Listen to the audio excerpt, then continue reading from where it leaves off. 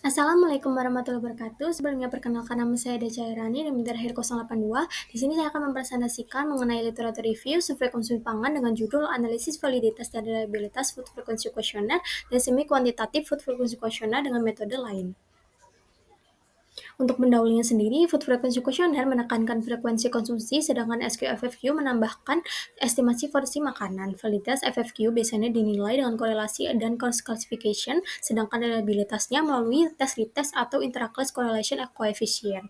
Penerapan SQFFQ di Sleman menunjukkan validitas baik dibandingkan dengan 24-hour data recall meski cenderung melebihkan asupan makronutrien dengan reliabilitas sedang hingga tinggi. Studi di Spanyol juga menegaskan bahwa FFQ itu relevan dalam menilai pola makan anak dan remaja meski akurasinya berbeda tergantung dengan zat gizi yang diukur. Yang selanjutnya yaitu terdapat hasil studi FFQ dari artikel dengan judul Validity and Reproducibility of a Spanish Epic Food Frequency Questionnaire in Children and Adolescents. Pertama, dari sisi validitas sendiri, FFQ ini tuh dibandingkan dengan 24 Food Hour Recall dan hasilnya itu menunjukkan korelasi moderat dengan rata-rata sekitar 0,5, yang artinya cukup bisa menggambarkan pola konsumsi. Bahkan sekitar 72% responden itu masuk ke kuartil yang sama atau berdekatan dengan salah klasifikasinya ekstrimnya tuh sangat kecil di bawah 10%. Memang ada kecenderungan overestimasi pada energi, lemak, kolesterol, vitamin, dan mineral sehingga porsinya itu agak sulit diperkirakan tepat. Tapi secara keseluruhan, FFQ itu tetap valid untuk melihat pola konsumsi jangka panjang pada anak dan remaja.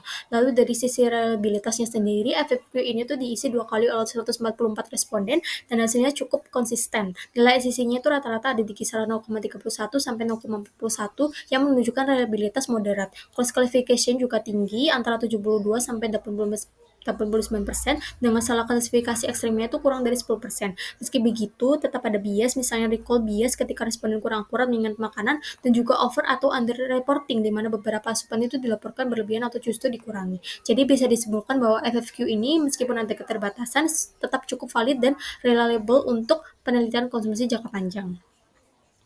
Yang selanjutnya yaitu hasil studi SQFFQ dari jurnal yang berjudul The Valid of Reliable Semi-Quantitative Food Frequency Questionnaire Among the Salmon Under 5 Children. Untuk hasil validitas SQFFQ sendiri dibandingkan dengan metode 24-hour food recall, sebagian besar zat gizi itu menunjukkan perbedaan yang signifikan, kecuali pada lemak pada anak usia 12 sampai 35 bulan. Korelasi yang didapatkan itu cukup memadai untuk sebagian zat gizi, dan lebih 39% responden itu masuk ke kuartil yang sama dan salah klasifikasi ekstrimnya itu rendah, hanya sekitar 0 sampai 9%. Hasil analisis juga menunjukkan ada kecenderungan overestimasi energi dan makronutrien, terutama pada anak usia 36 sampai 59 bulan, tetapi masih dalam batas yang bisa diterima. Sementara untuk reliabilitas SQFFQ ini, hasil ujinya itu menunjukkan angka yang cukup tinggi dengan nilai konsistensi antara wawancara di kisaran 0,6 sampai 0,9. Sebagian besar itu tidak ada perbedaan signifikan antara wawancara, kecuali energi pada kelompok usia 36 sampai 59 bulan. Perbedaan antar pengukuran juga kecil dan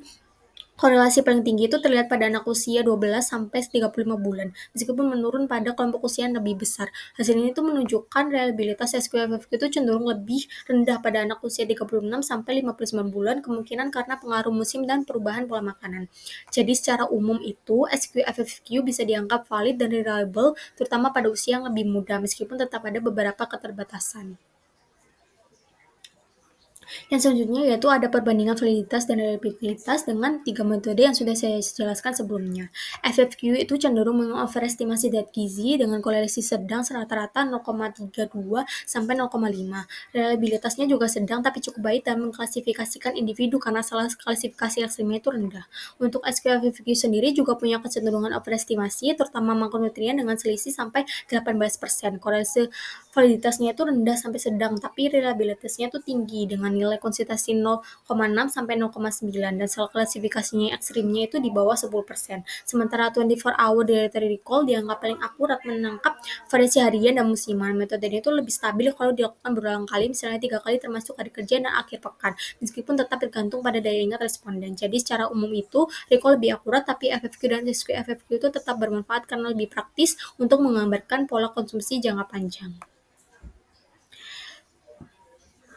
Yang selanjutnya yaitu kesimpulannya sendiri, FFQ dan SQFFQ itu mampu menggambarkan pola konsumsi jangka panjang, sedangkan 24-hour dietary recall lebih akurat untuk konsumsi harian. FFQ ini memiliki validitas dan reliabilitas moderat atau sampai baik, cukup akurat dalam klasifikasi meski sering overestimasi. SQFFQ juga valid dan reliable, terutama pada usia lebih muda dengan kecenderungan melebihkan energi dan makronutrien. Secara keseluruhan itu FFQ dan SQFFQ sesuai untuk pemetaan kebiasaan makanan, sementara 24-hour dietary recall tetap jadi rujukan konsumsi aktual. Berikut data pustaka yang saya gunakan pada hasil literature review ini. Mungkin itu saja yang bisa saya sampaikan, kurang lebihnya mohon maaf. Terima kasih. Wassalamualaikum warahmatullahi wabarakatuh.